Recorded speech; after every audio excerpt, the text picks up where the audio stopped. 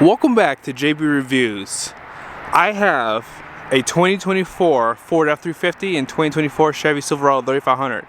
This Ford has the black appearance. This has the Z71 Sport appearance. I'm here in Salt Lake City and I borrowed the Chevy from Jerry Seiner and the Ford came from Larry H. Miller Super Ford. Let's go ahead and talk about the elephant in the room. You guys see the issue? No clearance lights. That is an issue I see out west. We stayed in Montana for over a month and every single rear-wheel truck I saw didn't have them. And out here in Utah it's the same story. Like, people either forget to hit the option or they really just don't want those clearance lights. But nevertheless, let's go ahead and get started. Ford black appearance. You pretty much can see blackout on the grille and it runs side to side through the headlights. Also, that Ford badge is blacked out as well. Painted bumpers come a part of this package too. And when you get a Lariat, you automatically get the reflective style LED headlights and the projector style fog lights. These parking sensors down below are an option, and that forward facing camera is actually standard too. Black recovery hooks. Overall, the front end of this truck looks pretty aggressive, and I like that they give you other colors for the black appearance package. As you guys can see, this is a new color for 2024. Now with the Chevy, I like what they've done with the LTZ, because they didn't just give you a full blackout front grille. They give you the color match here for the truck. Love that they did that. It really gives it a nice styling. It almost looks aftermarket in a good way. You get premium lighting standard on this truck as well. Now these parking sensors are an option.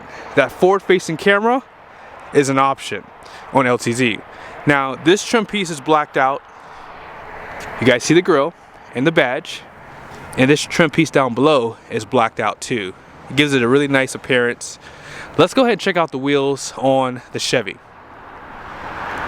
One thing I like about Chevy is they give you 18-inch wheels standard. Now if you want a black 20, it is available, but check out the tires. These have Michelin tires, LT 275/70/18. And here is the capacity for the tires, 3,640 pounds at 80 psi. Independent front suspension. They do give you a fabric material for the wheel well, Rancho shocks. The Ford, however, gives you a 20-inch wheel standard. You can't get an 18. I like to see different wheel sizes. A lot of people don't like this wheel design. I don't think it's bad. I think it would look a lot better with a more aggressive tire though. But these are going to be Bridgestone dualers. And here is the tire size, LT 275/65/20. And then here's just the capacity, 3,750 pounds at 80 psi. Solid front axle. And here's some of the badging on the side. So they do black this out. For 2024, this comes standard black now. On the Chevy, they do black it out here. It normally comes in chrome, and here's some of the badging too. Now this Ford does have fixed running boards. However, the Chevy does have the optional power deployable running boards, and they do have that perimeter lighting down below, so it lights up the ground for you. No chrome on here too, which I like. Black door handles. Now they do give you the color match for the Ford. No chrome around the window, so they do take these packages to another level, because sometimes in the past you would see chrome in some spots of the truck, and I'm glad that they did not do that on these. Here's some of the details on the mirrors. You guys can see those cameras too on both sides too. They do give you a reverse light for the Chevy, but it's not available for the Ford. They both have forward lights and they're both power mirrors too. Now as far as the cab size goes, they're about the same size. Now as far as the tank capacity goes, for a standard bed Ford, 34 gallons, 7.4 gallon for DEF. Chevy has a 36 gallon and a 7 gallon. So Chevy does win there. You have the steps on the side of the bed. Same thing goes for the Ford. And as far as the suspension goes, they're both 1 ton, so you have 4 release in the main pack and an overload there. On the Chevy, you have 5 release in the main pack and 2 overloads. Fabric material. This one has the plastic here, and up front it does give you the fabric material. Some of them have plastic, some of them have fabric. I don't know which truck qualifies for the fabric material. I like the fabric material because when you hit it with a power washer, all that mud comes off and it looks clean without having to scrub it or add soap to it basically. Now both trucks do have off-road packages. So this has the FX4, which will give you the downhill assist and some skid plates. And then here are the tail lights. They both have a mixture of LED and incandescent bulbs, painted rear bumpers, blackout for the badges out back too. Parking sensors are optional here, but they do come standard on the Lariat. Class 5 receiving hitches on both trucks. They both have incandescent bulbs for the license plate lights. I always point that out because some people, that's a big deal. Now this truck does have the optional multi-flex tailgate, which acts as a step, and it gives you a handle. Ford, however, theirs is a little bit differently. So you do drop the tailgate. Both trucks are assisted. Their step comes out like this.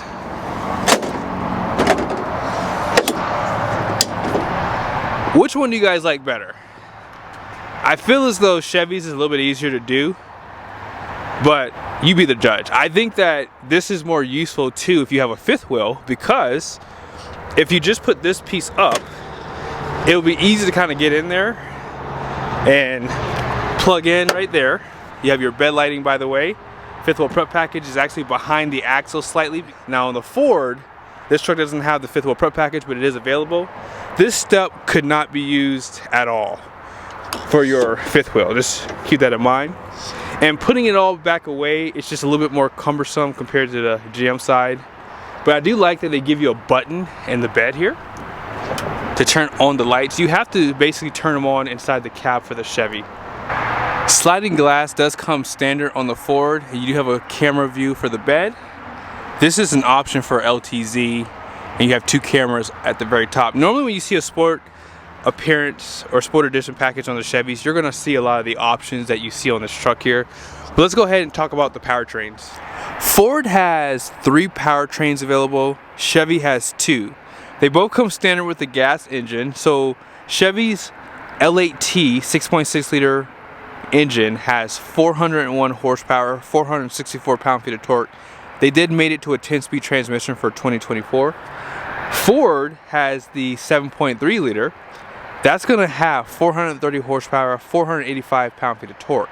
Now, the standard output power stroke has 475 horsepower to GM's 470 horsepower, but 1,050 pound-feet of torque to GM's, so I was going to say 1,000, no, it has 975 pound-feet of torque. So the standard output power stroke beats it.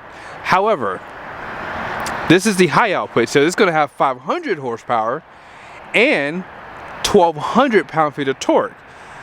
GM doesn't have anything to compete with that. But I will say, I've done some videos showing you guys from 0 to 60, and this truck actually does, in some cases, beat the Ford. I might do a MP General with these two trucks because they're so close together.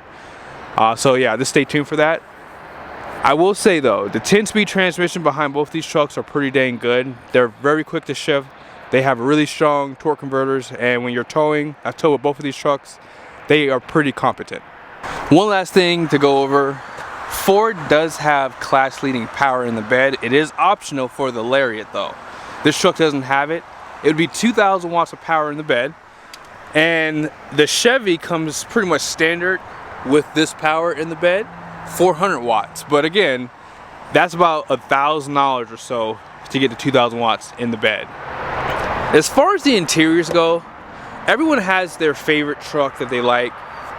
2024 was a good year for Chevy because they did update the interior. Most people will say they like it. This truck does have the Bose sound system, and this is overall a really nice design.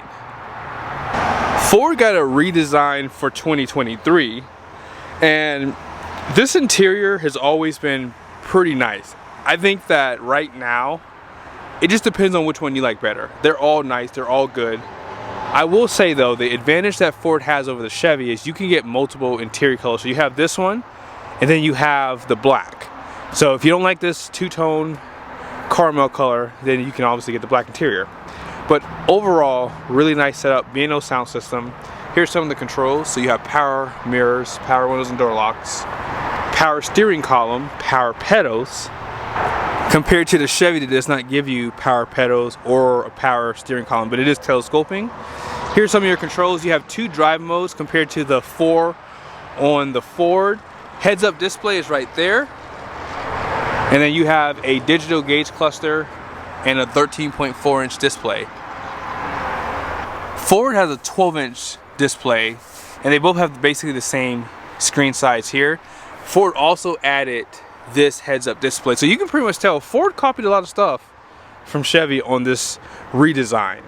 And I really do like both trucks. I probably wouldn't care which one I bought. Both have the 10-way seats, and because their trucks have been updated within like the last 5 or so years, I would say 6 or 7 for Ford, because this cab is basically the same since 2017. They're really big, and I feel as though whether you're tall, small, short, you can get pretty comfortable in the Ford because of all the different controls, like for like the pedals, as I said earlier, and the steering wheel. Now let's go ahead and start it up. With the Ford, this is the advantages. You get ventilated seats standard. On the Chevy, you get heated steering wheel and heated seats standard. So you have to opt for a package for the ventilated seats, basically. I do like the overall layout for this truck. Center console is pretty nice. They're about the same on both sides. I believe that they have about the same amount of USB, so you have 2 Type C's there. You have a Type C and a Type A right there. They have storage on the side, which is a nice advantage there. And when you get the caramel color interior, they call this Baja, but you get the black roof on this interior color. And as I said, you get 2 options here. I love where they put the auxiliary switches there. Home link is there. Let's go ahead and check out the interior for the Chevy. Push button starts down below here. And the layout for the Chevy is just a little bit cleaner. That's something that Chevy's always been good at, is layout and simplicity. Their wireless charger is right down here. It's in a more convenient spot, but you have 2 USBs, power plug, and you have 2 more USBs right there. So all in all, both trucks are pretty nice. They have some storage down below. And I just think the layout is just a little bit more cleaner in this truck. Now they do provide this gray roof, however, with the black interior. And by the way, if you want the sport appearance or sport edition, they call it Z71 Sport Edition, you only get black interior. So they give you the perforated leather seats. These seats are definitely smaller in comparison with the Fords, and they're a little bit more stiffer, although I'm okay with that. Some people would not be. Now you do get this 4K camera for the rearview mirror, which is not available for the Ford. I'm sure they're going to add that at some point though. And I think that their screen is nice, but Ford's is better because they give you more information for while you're towing. As far as the heads-up display goes, I have to admit I do like Ford's better. They give you a little bit more information, and they have a little bit more setup options for it too. A little bit of storage right there. And let's go ahead and check out the system really quickly. So as far as the cameras go, I've said this in the past, let's go ahead and just show it. This is way better than Ford's. I like the overall layout for the buttons. It's a little bit easier to use. And on Ford's, the pop-up menu goes away. So I just like what Chevy has done. Let me show you what I'm talking about. On the Super Duty, if you push right here on the bird's eye view, you can zoom in, which is nice. I like that they do that. However, on this side, what I don't like about this camera view is basically it's a little grainier compared to the Chevy, but I don't like how this menu goes away, because sometimes you just want to see what you want inside of here, and before you can really look for what you're needing, it goes away. So it's just a little bit more cumbersome to use. But Ford does give you the dual stage exhaust, so you have on, automatic, then off. As far as this screen goes, here's where Ford wins 100%. And I hope GM is watching this video so they add this for 2025. Your measurements. You have this, and you have this.